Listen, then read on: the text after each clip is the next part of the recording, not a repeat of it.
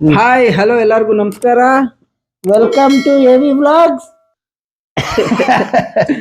Okay, ಇವತ್ತು ನಾವು ಎಲ್ಲಿಗೆ ಹೋಗ್ತಾ ಇದೀವಿ ಅಂತ ಅಂದ್ರೆ ದಾವಣಗೆರೆ ಬೆಣ್ಣೆ ದೋಸೆನ ರಿವ್ಯೂ ಮಾಡೋದಕ್ಕೆ ಅಂತ ಹೊರಟಿದೀವಿ. ಮತ್ತೆ ಎಷ್ಟೊಂದ್ ಜನ ಸಜೆಸ್ಟ್ ಮಾಡಿದ್ರು ದಾವಣಗೆರೆ ಬೆಣ್ಣೆ ದೋಸೆಗೆ ಹೋಗಿ ಅಂದ್ಬಿಟ್ಟು. ಸೊ ಅದಕ್ಕೋಸ್ಕರ ಎಲ್ಲಾ ಕಮೆಂಟ್ಸ್ ನೋಡಿ ಮತ್ತೆ ಇಲ್ಲೂ ಒಂದು 4-5 ಜನ ಮತ್ತೆ ನಮ್ಮ ಫ್ರೆಂಡ್ಸ್ ನಾವು ತುಂಬಾ ಒಂದು 2-3 ವರ್ಷದಿಂದ ಅಲ್ಲ ರಘು, 2-3 ವರ್ಷದಿಂದ ಹೋಗಿದ್ವಿ ಅಲ್ವಾ ಅಲ್ಲಿಗೆ. ಅಲ್ಲಿ 2-3 ವರ್ಷದಿಂದ ನಾವು ಹೋಗಿದ್ವಿ ಮಹಾಲಕ್ಷ್ಮಿ ಲೇಔಟ್ ಹತ್ರ. ಸೊ ಹೋಗೋಣ ಇವತ್ತು.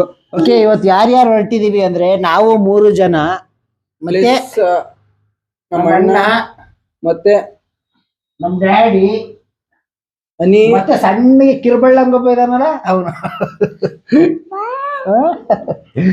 ಅಲ್ಲೇನಪ್ಪ. ಓಕೆ, ಈಗ ಹೊರಟಿದೀವಿ ನಾವು. ಅಲ್ಲಿ ಹೋಗ್ಬಿಟ್ಟು ನಿಮ್ಗೆ ಹೋಟೆಲ್ ಮತ್ತೆ ಅಲ್ಲೆಲ್ಲ ಹೋಗ್ಬಿಟ್ಟು ಕಂಪ್ಲೀಟ್ ಆಗಿ ತೋರಿಸ್ತೀವಿ. ನಮ್ಮನ್ನ ಕರೆದು ಎದಳಿಸ್ಬಿಟ್ಟು ಇವಾಗ ನಾವು ಹಿಂಸೆ ಮಾಡ್ತಿದೀವಿ. ಊಟ ಮಾಡಿ ಕೆಲಸ ಅಂತ ಊಟ ಸರಿ ಹಂಗಾಗಿ ಇವತ್ತಾದ್ರು ದೋಸೆ ತಿನ್ನೋಣ ಅಂತ ಅನ್ಕೊಂಡ್ವಿ. ಆದ್ರೂ ಹೋಗೋ ಇಂಟ್ರೆಸ್ಟ್ ಇಲ್ಲ, ತುಂಬಾ ಫೋರ್ಸ್ ಮಾಡ್ತಾ ಇದಾರೆ. ಆಯ್ತು ಬಿಡಪ್ಪ, ಬೇಡ. ಆಯ್ತು ಬೇಡ ಬಿಡು. ಆಯ್ತು ಬೇಡ. ಇಲ್ಲಿ ಇಷ್ಟು ಹಿಂಸೆ ಮಾಡಿದ್ಮೇಲೆ ಹೋಗಿ ಬಂದ್ಬಿಡೋಣ. ಓಕೆ, ಈಗ ಅಲ್ಲಿ ಹೋಗ್ಬಿಟ್ಟು ಸಿಗ್ತೀವಿ ನಿಮ್ಗೆ. ಹೆಂಗ ಆಡತ್ ನೋಡು.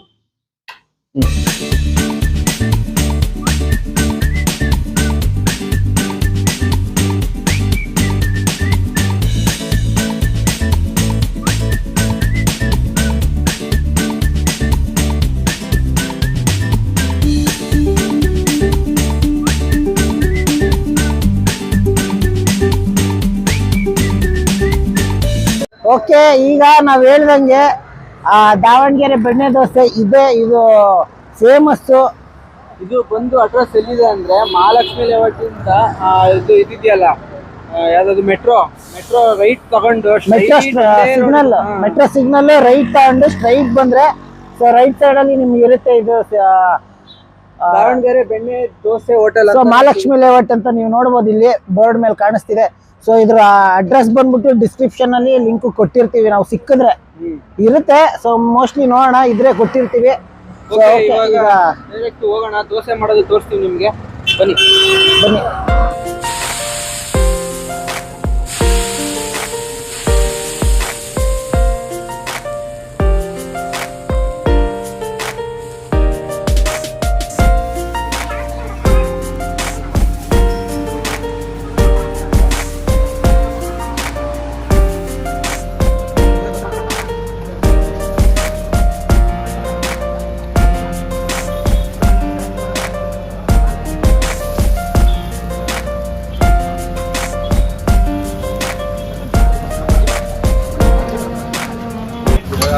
ಕಲ್ಲು ಕಬ್ಬಣ ಕೇಳಿದ್ರು.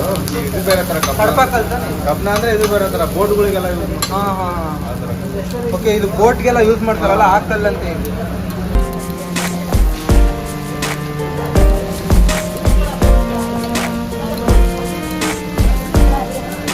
ಮತ್ತೆ ಒಂದ್ಸಲಿ ಬೆಣ್ಣೆ ಹಾಕಿದ್ದಾರೆ ಇದಕ್ಕೆ.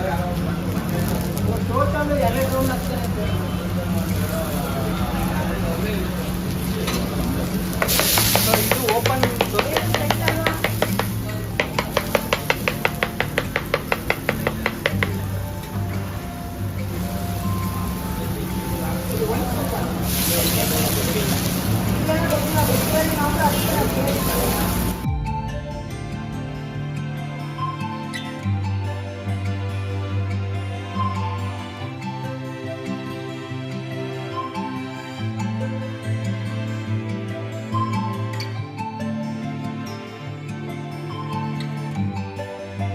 ಓಕೆ, ಈಗ ನಿಜವಾಗ್ಲೂ ಆ ಬೆಣ್ಣೆ ನೀವು ನೋಡ್ಬೋದು, ಮಾಡ್ತಿದ್ದಂಗೆ ತೋರಿಸಿದ್ವಲ್ಲ, ಬೆಣ್ಣೆ ಹೆಂಗ್ ಸುರಿತಿತ್ತು ಅಂದ್ರೆ 2 ಸತಿ ಅದು ಅಷ್ಟು ಬೆಣ್ಣೆ ಹಾಕಿ ಮಾಡೋದಿದೆ. ಫಸ್ಟ್ ಟೈಮ್ ನಾವು ನೋಡಿದ್ದು. ಸೊ ಈಗ ಒಂದೇನು ಅಂದ್ರೆ, ನಾನು ವೇಣು ರಿವ್ಯೂ ಮಾಡ್ತಿಲ್ಲ, ನಾನು ಮತ್ತೆ ನಮ್ಮ ದೊಡ್ಡಣ್ಣ ಇಬ್ರು ರಿವ್ಯೂ ಮಾಡ್ತಾ ಇದ್ದೀವಿ. ಸೊ ಇವರು ತಗೊಂಡಿರೋದು ರಾಘವ, ನೀನ್ ತಗೊಂಡಿರೋದು ಯಾವ ದೋಸೆ? ಓಪನ್ ದೋಸೆ.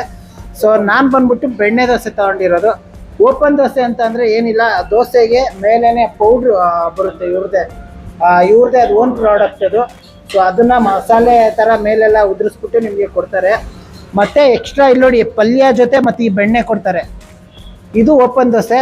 ಸೊ ಇದಕ್ಕೆ ಮಾಡ್ಬೇಕಾದ್ರೆ ಬೆಣ್ಣೆ ಹಾಕಿರ್ತಾರೆ. ಮತ್ತು ಬೆಣ್ಣೆ ದೋಸೆ ಅಂದಮೇಲೆ ವೈಟ್ ಪಲ್ಯ ಇರಬೇಕು, ಅದಕ್ಕೆ ಬೆಣ್ಣೆ ದೋಸೆ ಮಜಾ. ಓಕೆ, ಈಗ ಫಸ್ಟು ನಮ್ಮ ಅಣ್ಣ ತಿಂದು ಹೇಳ್ತಾರೆ. ಚೆನ್ನಾಯ್ತೇನಪ್ಪ?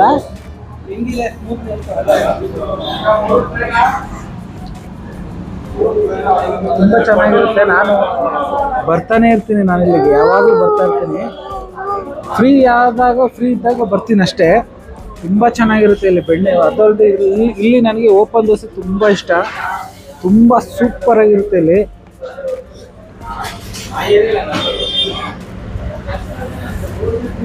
ತುಂಬ ಚೆನ್ನಾಗಿದೆ. ಯಾವಾಗ ಏನು ಟೇಸ್ಟ್ ಕೊಡ್ತಿದ್ರು ಈಗಲೂ ಹಂಗೆ ಇದೆ, ತುಂಬ ಚೆನ್ನಾಗಿದೆ. ಸೂಪರ್. ಓಕೆ, ಈಗ ನಾನು ಬೆಣ್ಣೆ ದೋಸೆ ತಿಂದು ಹೇಳ್ತೀನಿ ನಿಮಗೆ. ಫುಲ್ಲು ಕ್ರಿಸ್ಪಿಯಾಗಿ ನೋಡಿ, ಅಂದ ತಕ್ಷಣ ಬೆಣ್ಣೆ ಫುಲ್ಲು. ಬರೀ ಪಲ್ಯ ಇಲ್ಲದೆ ತಿಂದು ನೋಡೋಣ.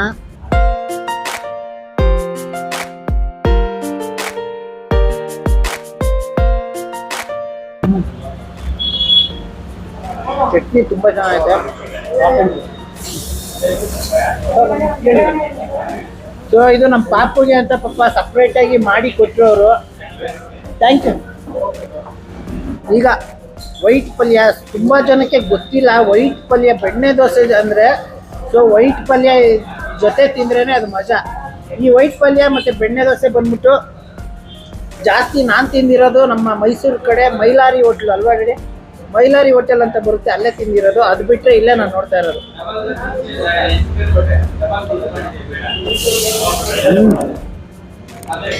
ನಿಜವಾಗ್ಲೂ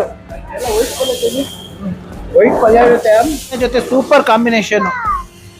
ಈ ವೈಟ್ ಪಲ್ಯನ ನಿಜವಾಗ್ಲೂ ನಾನು ಇಷ್ಟು ವರ್ಷದಿಂದ ಬರ್ತಾ ಇದ್ದೀನಿ. ನನಗೆ ಇಲ್ಲಿ ವೈಟ್ ಪಲ್ಯ ಸಿಗುತ್ತೆ ಅಂತ ನನಗೆ ಗೊತ್ತೇ ಇರಲಿಲ್ಲ. ಇವತ್ತೇ ನೋಡಿದ್ದು ನಾನು.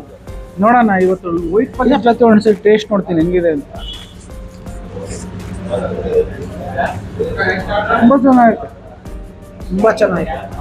ಅದು ಆ್ಯಕ್ಚುಲಿ ಕಾಂಬಿನೇಷನ್ ವೈಟ್ ಬೆಣ್ಣೆ ದೋಸೆ ಅಂದರೆ ವೈಟ್ ಪಲ್ಯನೇ ಮೈನ್ ಇಂಪಾರ್ಟೆಂಟು. ಸೊ ಅದಕ್ಕೆ ನಾನು ವೈಟ್ ಪಲ್ಯ ಹಾಕಿಸ್ಕೊಂಡೆ. ವೇಣು ಪಾಪ ಮಿಸ್ ಆಗಿ ಎಲ್ಲ ಪಲ್ಯ ಹಾಕಿಸ್ಕೊಂಡಿದ್ದಾನೆ. ಸೊ ವೇಣುಗೋಸ್ಕರ ಅವ್ನು ಬೆಣ್ಣೆ ದೋಸೆ ಕಾಯ್ತಾ ಇದೆ. ಅವ್ನು ಹಿಂದಗಡೆ ಕ್ಯಾಮ್ರಾ ಹಿಂದಗಡೆ ಇದ್ದಾನೆ. ಸೊ ನಿಜವಾಗ್ಲೂ ತುಂಬ ಚೆನ್ನಾಗಿದೆ. ಡ್ಯಾಡಿನ ಒಂದ್ಸತಿ ಕೇಳ ವೇಣು. ತುಂಬ ಚೆನ್ನಾಗಿದೆ ಬೆಣ್ಣೆ ದೋಸೆ. ಇದೇ ಫಸ್ಟ್ ಇವತ್ತು ಬಂದಿದ್ದು. ಓಪನ್ ದೋಸೆ ಚೆನ್ನಾಗಿದೆ, ಟೇಸ್ಟ್ ಇದೆ. ನಾನು ತಿಂದಿರಲಿಲ್ಲ ಓಪನ್ ದೋಸೆ. ಲಾಸ್ಟ್ ಟೈಮ್ ಬಂದಾಗ ಸೆಟ್ ದೋಸೆ ಟ್ರೈ ಮಾಡಿದ್ದೆ. ಈ ಸಾರಿ ಓಪನ್ ದೋಸೆ ಟ್ರೈ ಮಾಡ್ತೀನಿ, ತುಂಬ ಚೆನ್ನಾಗಿದೆ. ಸೊ ಇಲ್ಲಿರೋದು ಯಾವ್ದು ಅನಿದೆ ಅನ್ಕೊಂಬೇಡಿ, ಯಾರೋ ತಿನ್ಬಿಟ್ಟು ಹೋಗಿರೋದು. ಅವನು ಇವಾಗ ಇದೊಂದೇ ತಿಂತಾ ಇರೋದು ಪಾಪ ಅವನು. Okay, enjoy the food Ani. Okay, ಈಗ ಇದಿಷ್ಟು ತಿನ್ಬಿಟ್ಟು ಆದರೆ ಇನ್ನೊಂದು ಹೊಡೆಯೋಣ ಅನ್ಕೊಂಡಿದ್ದೀನಿ ಪ್ಲ್ಯಾನು. ನೋಡೋಣ, ಇದಿಷ್ಟು ತಿನ್ಬಿಟ್ಟು ನೆಕ್ಸ್ಟ್ ಆಮೇಲೆ ನಿಮಗೆ ಸಿಗ್ತೀವಿ.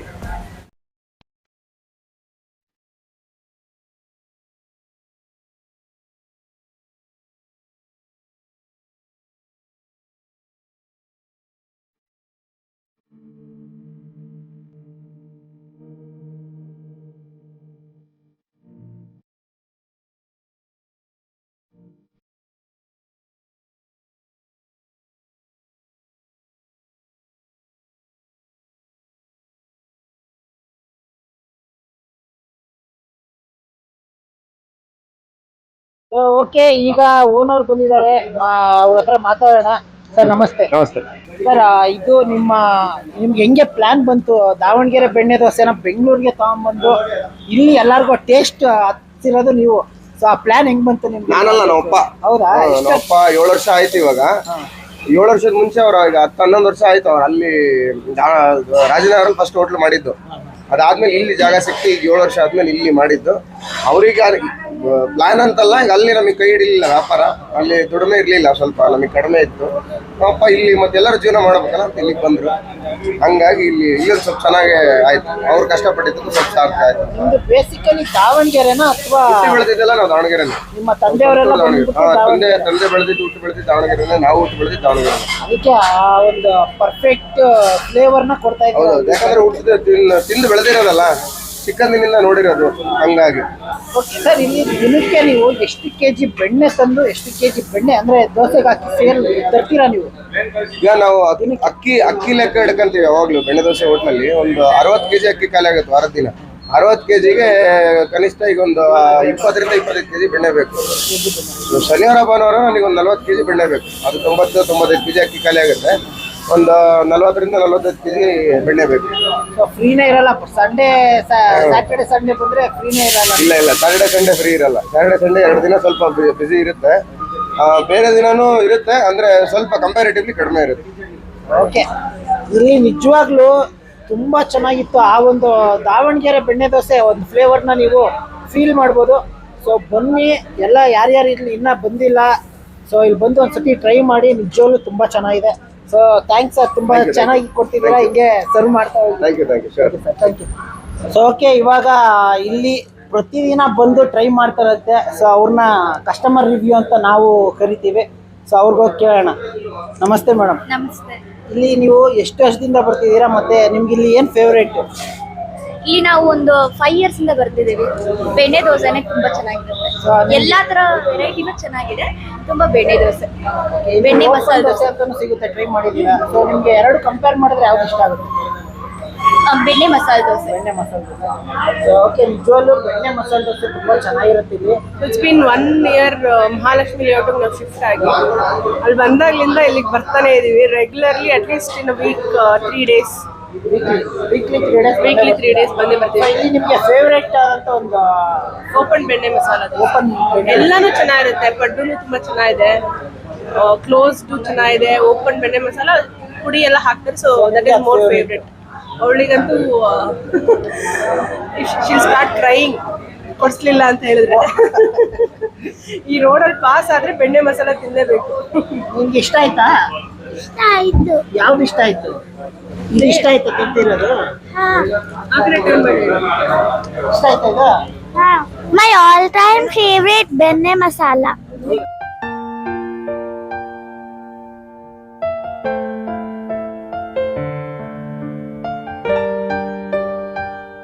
ಸೊ ಓಕೆ, ಈಗ ಬಂದು ತಿಂದು ನಿಜವಾಗ್ಲೂ ಸೂಪರ್ ಆಗಿತ್ತು. ನಮಗೆ ಸ್ಯಾಟಿಸ್ಫ್ಯಾಕ್ಷನ್. ಎಲ್ಲೇ ಹೋದ್ರು ನೀವು ಒಂದು ತಿಂದ್ರೆ ಸೊ ಆ ಒಂದು ಸ್ಯಾಟಿಸ್ಫ್ಯಾಕ್ಷನ್ ಆಗ್ಬೇಕು. ಆ ಸ್ಯಾಟಿಸ್ಫ್ಯಾಕ್ಷನ್ ಈ ಹೋಟ್ಲಲ್ಲಿ ನಮಗೆ ಸಿಕ್ತು. ನಿಜವಾಗ್ಲೂ ನನಗೆ ದಾವಣಗೆರೆ ಬೆಣ್ಣೆ ದೋಸೆ ತಿನ್ನಂಗೆ ಅನಿಸ್ತು. ನಿಜವಾಗ್ಲೂ ಪ್ರತಿ ಒಬ್ರು ಬಂದು ಟೇಸ್ಟ್ ಮಾಡಿ, ಅದನ್ನೇ ಅಷ್ಟೇ ನಾವು ಹೇಳೋದು. ಸಕ್ಕತ್ತಾಗಿತ್ತು ಮಾತ್ರ ಫುಡ್. ಒಂದೊಂದು ತುತ್ಕು ಒಂದೊಂದು ಪೀಸ್ ತಿಂತಿದ್ದು ಬೆಣ್ಣೆ ಹಂಗಂಗೆ ತೊಟ್ಟಿಗ್ತಾ ಇತ್ತು. ಸಕ್ಕತ್ತಾಗಿತ್ತು ಮಾತ್ರ. ಸೊ ಆ ದೋಸೆ ಜೊತೆ ನೀವು ಬೆಣ್ಣೆ ಫೀಲ್ ಮಾಡ್ಬೋದು. ಸೊ ಓಕೆ, ಇದನ್ನ ಇಲ್ಲಿಗೆ ಎಂಡ್ ಮಾಡ್ತಾ ಇದೀವಿ ನಾವು ವಿಡಿಯೋ. ಹೌದು, ನಿಮ್ಗೆಲ್ಲ ಸೊ ಫುಡ್ ರಿವ್ಯೂ ಮಾಡಿದಾಗ ಜೊತೆಗೆ ವ್ಲಾಗು ಬೇಕು ಅಂತ ಅಂದ್ರೆ ನಮಗೆ ಕಮೆಂಟ್ ಮೂಲಕ ತಿಳಿಸಿ. ಸೊ ಇನ್ಮೇಲೆ ವ್ಲಾಗು ಇದ್ರ ಜೊತೆಗೆ ಮಾಡ್ತೀವಿ. ಸೊ ಓಕೆ, ಈಗ ತುಂಬಾ ಜನ ಕೇಳಿದ್ರಿ, ಸಜೆಸ್ಟ್ ಮಾಡಿದ್ರಿ ನಮಗೆ ಈ ಬೆಣ್ಣೆ ದೋಸೆ, ದಾವಣಗೆರೆ ಬೆಣ್ಣೆ ದೋಸೆ ಟ್ರೈ ಮಾಡಿ ಅಂತ. ಬಂದ್ವಿ, ಮಾಡಿದ್ವಿ. ಸೊ ಓಕೆ, ಈ ನಮಗಂತೂ ಸಖತ್ ಇಷ್ಟ ಆಯ್ತು. ಈ ಬ್ಲಾಗ್ ನಾವು ಇಲ್ಲಿಗೆ ಎಂಡ್ ಮಾಡ್ತಾ ಇದೀವಿ. ಸೊ ಓಕೆ, ಇನ್ನ ಯಾರೆಲ್ಲ ನಮ್ಮನ್ನ ಇನ್ಸ್ಟಾಗ್ರಾಮ್ ನಲ್ಲಿ ಫಾಲೋ ಮಾಡಿಲ್ಲ, ಬೇಗ ಹೋಗಿ ಡಿಸ್ಕ್ರಿಪ್ಷನ್ ಅಲ್ಲಿ ಲಿಂಕ್ ಇರುತ್ತೆ, ಅಲ್ಲಿ ನೀವು ನಮ್ಮನ್ನ ಫಾಲೋ ಮಾಡ್ಕೋಬಹುದು. ಮತ್ತೆ ನಾವು ಫೇಸ್ಬುಕ್ ಅಲ್ಲಿ ಇದೀವಿ, ಜೇನು ಸ್ಟುಡಿಯೋ ಅಂತ, ನೀವು ಅಲ್ಲೂ ನಮ್ಮನ್ನ ಫಾಲೋ ಮಾಡ್ಕೋಬಹುದು. ಮತ್ತೆ ಮೌಜಲ್ಲೂ ಇದೀವಿ, AV ಬ್ಲಾಗ್ಸ್ ಅರ್ಜುನ್ ವೇಣು ಅಂತ, ನೀವು ಅಲ್ಲೂ ನಮ್ಮನ್ನ ಫಾಲೋ ಮಾಡ್ಕೋಬಹುದು. ಸೊ ಓಕೆ, ಇಷ್ಟ ಹೇಳ್ತಾ ಈ ಬ್ಲಾಗ್ ನ ಇಲ್ಲಿಗೆ ಎಂಡ್ ಮಾಡ್ತಾ ಇದೀವಿ. ನೆಕ್ಸ್ಟ್ ಬ್ಲಾಗ್ ಅಲ್ಲಿ ಒಂದು ಹೊಸ ಕಂಟೆಂಟ್ ಜೊತೆ ನಿಮ್ಮೆಲ್ಲರ ಮುಂದೆ ಬರೋವರೆಗೂ bye bye, take care, love you all.